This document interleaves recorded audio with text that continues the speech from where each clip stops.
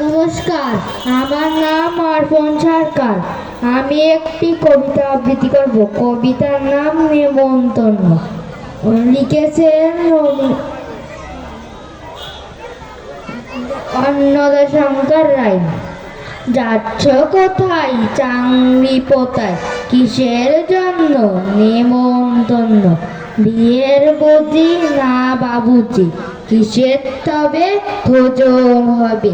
শুধুই ভোজন, প্রসাদ ভোজন। কেমন প্রসাদ? যা খেতে সাথ। কি খেতে চাও? ছানার পোলাও, ইচ্ছা কি আর সরপুরিয়াও?